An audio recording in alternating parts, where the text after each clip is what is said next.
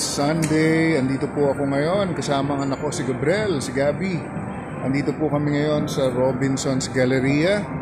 We are busking from 12 noon to 3 p.m. At ito po ang pwesto namin. Ayan. Hihintay na lang namin yung aming upuan sa extension cord.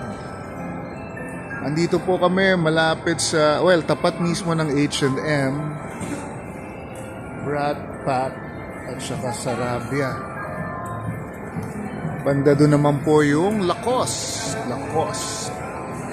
At yan. May dalawang rocking chair kami para sa mga senior citizen. 3 linggo kaming nawala kaya hopefully maganda ang turnout ngayon ng aming busking. Tito Wanlu, paano po masasabi maganda turnout ng isang busking? Well, unang-una, maraming natutuwa. Pag maraming natutuwa, maraming nanonood, maraming natutuwa, magandang turnout yon. Pero syempre, isang factor pa, kung maganda yung tip, kung marami nag-tip, no?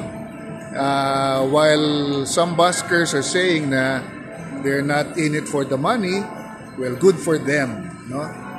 Good for them. Pero ako po kasi personally, I have to say I'm in it for the tips kasi naging isang source of income po itong busking sa amin. Bagamat hindi kalakihan, sabi nga ni Kuya Daniel, kesa wala. Yan, kesa wala. Habang nagsiset up po si Gabriel doon, ikot-ikot muna tayo dito sa Robinson's Galleria. Ayan, nandito kami sa second floor. Pagtanong nyo lang yung, saan ba yung puppet na kumakanta? Alright, so again today, September 29, Sunday, alas 12 po hanggang alas 3. Andito po kami. We hope you can join us. Again, Robinson's Galleria. Set up lang po ng sound system and we will be ready to start at around 12 noon. Mga bandang alas 12 po ng tanghali. 11:40 na So 20 minutes to set up.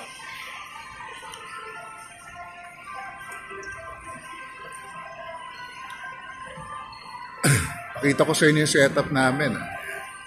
So, kinakabit na ni Gabriel yung, nakakabit na yung speaker stand, mic stand, vent stand, at lalabas niya na lahat yan isa-isa. Okay? Salamat po. See ya!